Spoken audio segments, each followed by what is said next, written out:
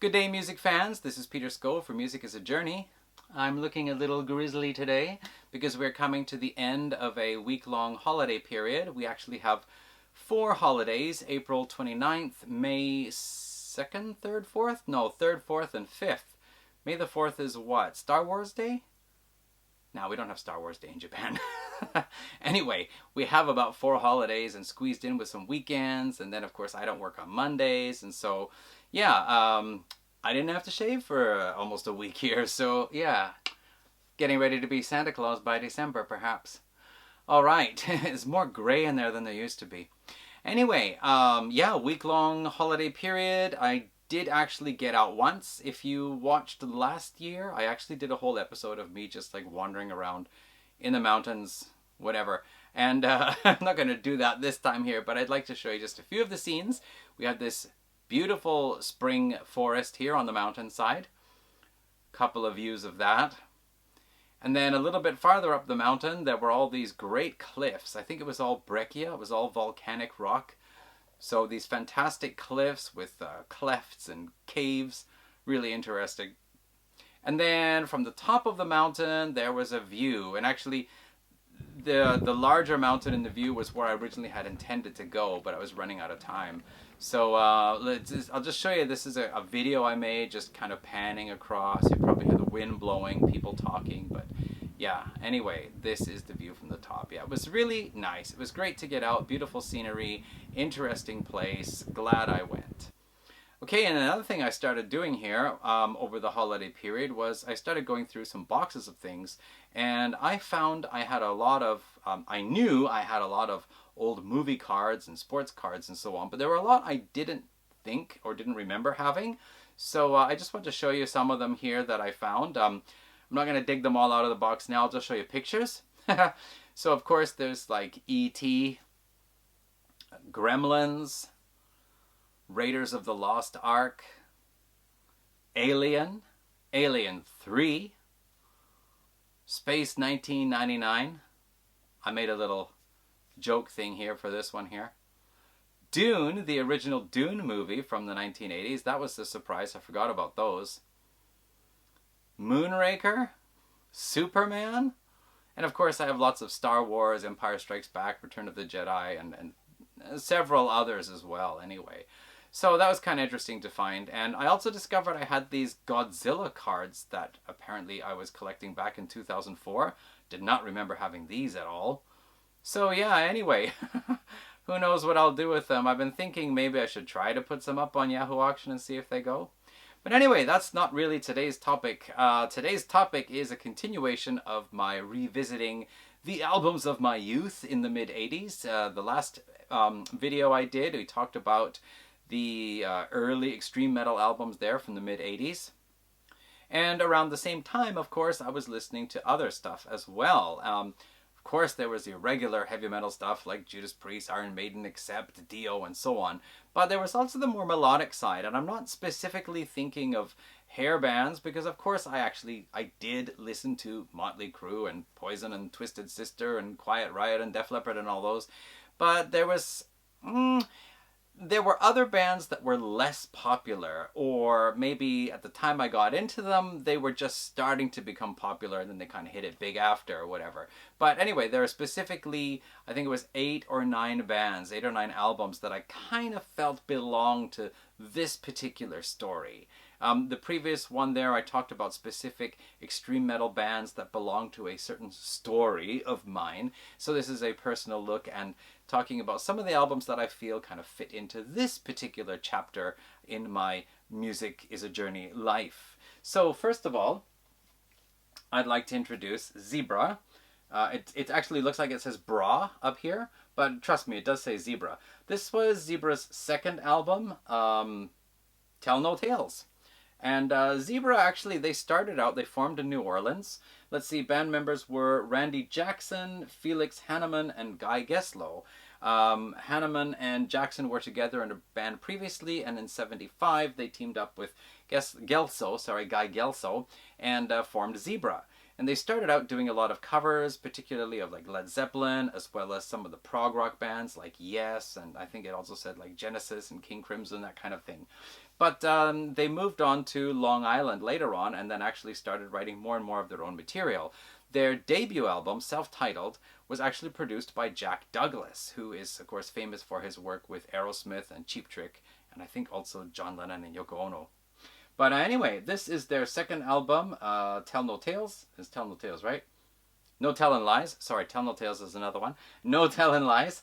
And I think this is actually, at the time I bought it because I thought Zebra might be a metal band. And actually they are not. They are a rock band. But because they have experience doing prog rock band covers, they are not just your average rock band. This album has quite a variety. It does have some harder rockin' songs, guitar rock, maybe closer to the style of Aerosmith, but it also has some songs like when I was listening to it, I thought, that could sound a bit like Cheap Trick, or that part almost sounds like the Alan Parsons Project, and maybe a little bit like Led Zeppelin or something. There's quite a variety of different sounds on here, and I think it's Randy Jackson. He also plays a variety of instruments, so you have all sorts of keyboards and stringed instruments and everything on here.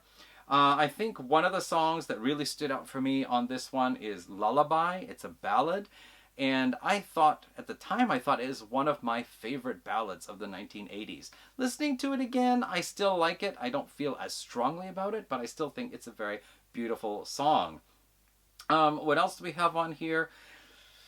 I Don't Care. This is a kind of almost like upbeat swing type song. It's done with guitars and some saxophones, I believe, in there, but it does sound more like a kind of big band song that has been changed over to a rock song. And it's kind of interesting to mention that because there's a similar styled song on another album I'm going to mention. But anyway, that was Zebra, and they came out with a third album, which was 3.5, where 3 is the usual 3 and 5 is a Roman numeral. And then they went on for a few years, they split up for a while, they got back together, they did a fourth album, and that's it. They've only ever given us 4 albums, but aside from that one break, I think in the early 1990s, the band is still together, and apparently they are working on new material, but there's no 5th album coming out yet. Amazing that the band can be around since like 1975 and have only 4 albums out, but hey, anyway, pretty talented band and interesting album. Okay, so here's probably one of the most famous ones of the lot. This is Tesla. This is from their second album. What the heck was it called now? The Great Radio Controversy. Let's see here. Tesla started out using the name City Kid, with Kid having a double D, but it was recommended that they change the band's name, and so they changed it to Tesla because they had an interest in electricity and some of the things that Tesla was figuring out at the time. And of course, the Great Radio Controversy talks about the basically who invented radio first. Was it Nikola Tesla? Or was it Marco Giacconi, wasn't it? So according to what it said in the album here, they said it actually was credited to Tesla. Giacconi kind of gets a little more favor in Canada because the signal to Europe was sent from Newfoundland, so if I recall correctly. Most of this stuff I'm remembering from the 1980s, kids, sorry. But anyway, yeah, this album here actually did really well for the band. They had 5 singles off this one, and the song, Love Song, is probably their most famous one of the lot. One of the things I really liked about it was, even though the band was getting lumped in as a hair metal band, I feel that the lyrics are a little bit more intelligent or mature, to put it that way. And I also think like a lot of the songs have these interesting beginnings. For example, there's a beautiful classical guitar solo at the beginning of Love Song. Some of them have like a slide guitar playing or some kind of effects. And there's, again, a fair bit of variety on here. Still, this album is more of the kind of melodic, hard rock, heavy rock sound that was associated with the kind of glam metal sound at the time. In fact, did I say they were actually associated with glam metal because they toured with the likes of Motley Crue and Poison and so on. And at the time, they didn't want to be associated with that scene. However, apparently, according to the Wikipedia article, the band is a little more cool about being associated with that scene now. But yeah, once again, Tesla, I feel more lyrically mature than a lot of the other ones. One of the songs here, what's it now here about being a man, to be a man. Yeah, that's actually pretty cool. And the interesting thing is that Boston also had a song, What Does It Take to Be a Man? And Vanilla Fudge also had a song about being a man. And the lyrics are kind of similar in a way. And it's kind of neat to compare those three songs. But anyway, there's Tesla, The Great Radio Controversy, an album I quite liked at the time. It took me years to finally get it on CD again, just because I had other priorities. But yeah, listening to it again recently, glad to have it in the collection. Okay, here's a favorite of mine, Y&T. I really loved Y&T. I talked about it before, but the Black Tiger, Mean Streak, In Rock We Trust trio are my three favorite Y&T albums. More recently, I got Earthshaker again, and yeah, it's a good, solid, hard-rocking album, that one. I think the band gradually moved more into a melodic sound, really coming out here on this one, In Rock We Trust, and the next one after that, Down for the Count, was almost getting to be kind of like, commercial glam metal style, which didn't really suit the band so much. They were a little bit more of a kind of gritty, fun, hard rock band, but this album here I think might be my favorite. It just has a lot of really strong songs, some of them a little more hard rocking and a little bit more on the band's not really sleazy side, but a little bit on the sleazy side. And as well, these kind of more epic type songs like Rock and Roll Is Gonna Save the World. Life, Life, Life features Dave Miniketti's unique guitar solo style of picking while flicking the tremolo switch on the guitar, and it gives this kind of like chopping effect to the guitar sound. You can hear it on Black Tiger and on one of the tracks off Mean Streak as well. But it's really standing out on this song here. And then, of course, this album has one of my all-time favorite, if not my favorite, power ballad, This Time, which is an absolute beautiful song, which apparently Dave Miniketti wrote for his wife. How lovely is that? Not just a girl, Anyway, I really love that song. For me, it ranks right up there with Still Loving You by the Scorpions. I might like this one just a little bit better because it is less known. I actually requested to have this song played at a high school dance, or maybe junior high school dance, and probably I was the only one who knew it. Pity. They had a song off here, Keep On Running, with a video, and this Y&T Man guy actually appeared in the video. It was pretty cool. And I remember actually, my grade 10 English class, we had an assignment where we had to write out a song's lyrics and then play the song for the class with the lyrics on the overhead projector, and then afterwards ask 3 questions about the song. And I chose actually a song from Black Tiger, Winds of Change. But later on, we had some extra spare time, a couple months later, extra time in the English class, and we'd watched a video, and so the teacher just switched over to, I think it was a music channel, and the video for Keep On Running came on, and I said, hey, that's the band that I did. But maybe nobody really knew who they were. Okay, anyway, Y&T, In Rock We Trust. Love this album. So here's an interesting one. This is Black and Blue, their second album, Without Love. Black and Blue, if you look at an image of what the band looked like, they're kind of like Twisted Sister without the makeup and funky clothes. Black and Blue, of course, started out as your typical kind of, hard rock, not quite yet glam metal band at the time. And their first album did all right. And then they hooked up with Bruce Fairbairn for the second album, up in Vancouver. And of course, when Bruce Fairbairn gets involved, it's quite a big production that comes out. You're not going to get a standard hard rock or glam metal album. And this is it here, Without Love. There is just so much going on this album. There is a kind of like big band swing type song that's put in here. What the heck was it called? Geez, there they are starting to turn glam metal. I think on their first album they weren't so glammy. But here they're starting to look the part a bit more. It looks a little bit like Dee Snider. Anyway, yeah, what was I talking about here? Swing Time. The song is actually called Swing Time. Come on, I'll show you how. It's swing time now. So, yeah, and then they had these melodic songs like the title track, Without Love, Miss Mystery, Nature of the Beach, really kind of fun, upbeat, summertime song. Rockin' on Heaven's Door, the opening track, just a great melodic, hard rock, glam metal type track. There is a Bombastic Plastic, the more kind of heavier, kind of little bit darker one.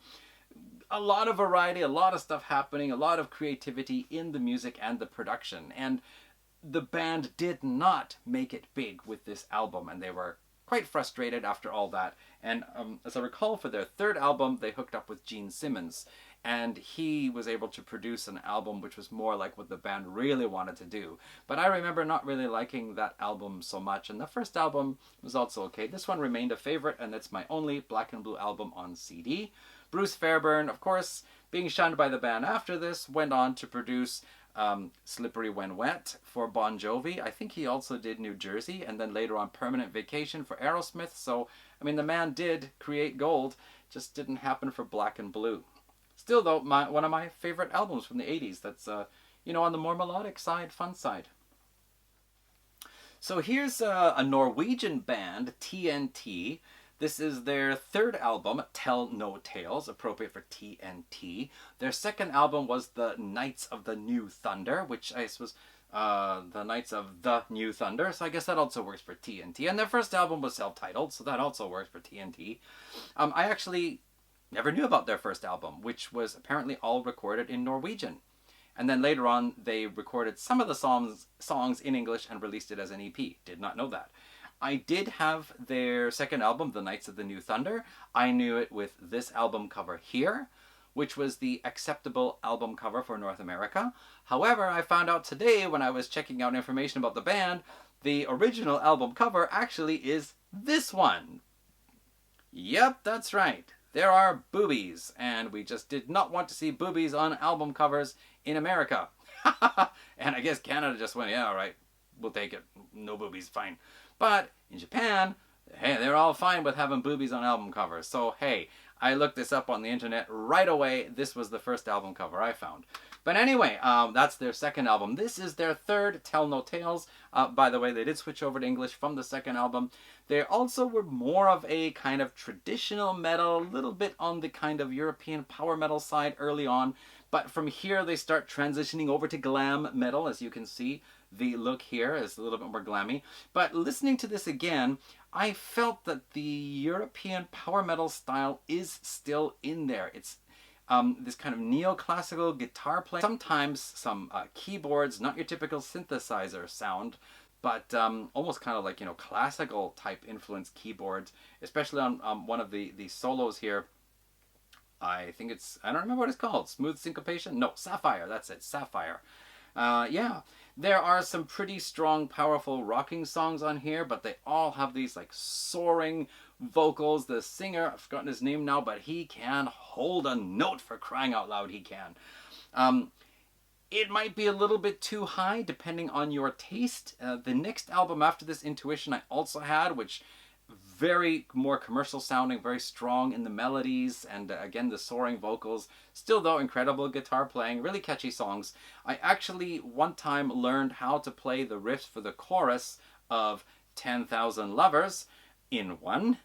And a funny thing is that it was around the late 1980s, and I was invited to a Christian friend's, I don't remember, some kind of event at her church. And so I went along, and there was a band playing. And after the band finished playing, the lead singer and acoustic guitar player just left his guitar. And I said, hey, can I play your guitar for a bit? So yeah, sure, knock yourself out.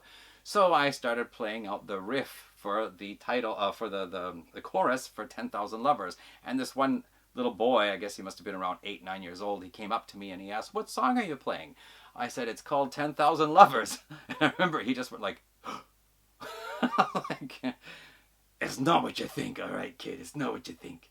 But anyway, yeah, Tell No Tales.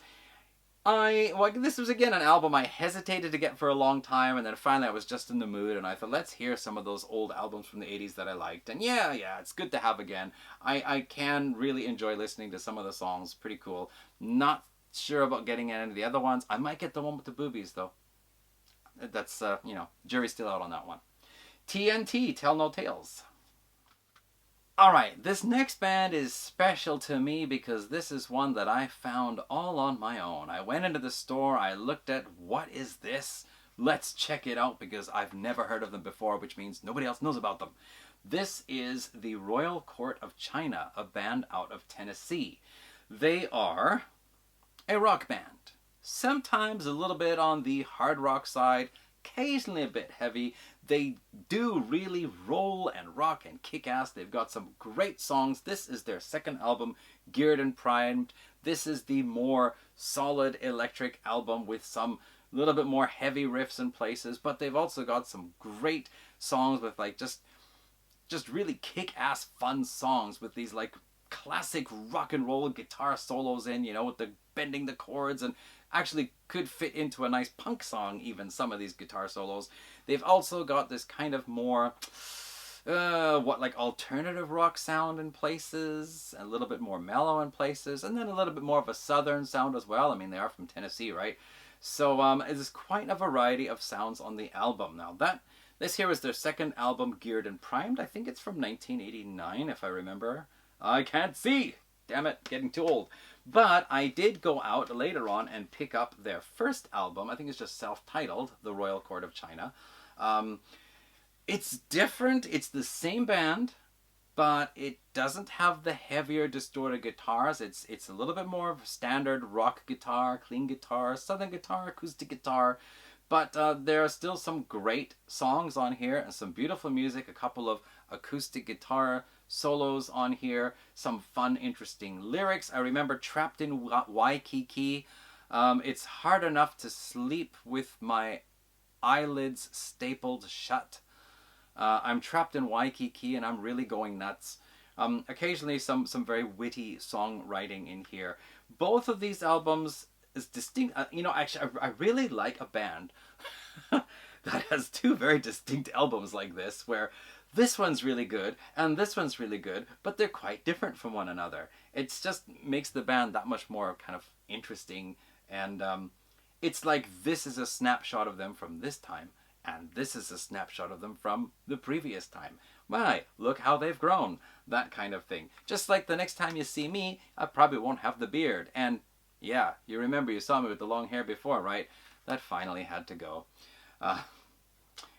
Never mind the story behind that. The Royal Court of China, I don't know if they've actually done anything else since then. I have found they have a Facebook page, which I follow, but I don't really hear so much news about what's going on. But anyway, really cool band, worth checking out.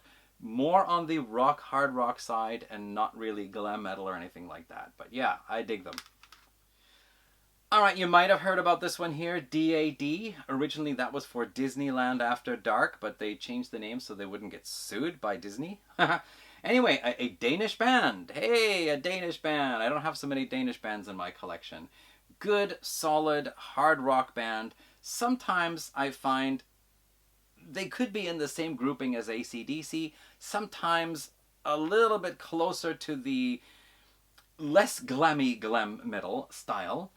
More like the Skid Row but not as heavy type thing, or Dangerous Toys but not as Aerosmithy. The lead vocalist, at times he actually almost sounds like if Udo Dirkschneider were singing for AC/DC or something like that. They had the one hit song off here, Sleeping My Day Away. It opens the album. There was a video for it. You can see the video on YouTube. Really cool, great song. And one thing I loved is they have that clean kind of 50s guitar sound, you know, the one with the reverb, really clean guitar but the reverby sound, as well as the kind of more hard rock guitar sound. And they actually used that in about 3 songs on the album, and it works for 2 of them really well. But the third time you hear it, it's starting to sound a bit gimmicky, but it's only for 3 songs on there. No ballads on here, lot of great rockin' songs. Sleeping My Day Away, of course. Jihad, I love that one. Jihad, I'm getting mad and there's no fuel left for the pilgrims. Point of View, yeah, they throw the best damn parties at the rim of hell. And then a fun one here, Siamese Twin. Amen, amen, with a Siamese twin, Siamese twin. Funny. I like songs like that. Yeah, so it's actually a real kick-ass album, and I didn't realize it, but this is actually their 3rd album, and they actually have something like 12 albums out. Man, I've only ever heard of this one. And basically from 1984 to 1999, it was the same 4 band members, and then 99 to present, they've actually changed, I think it was the drummer.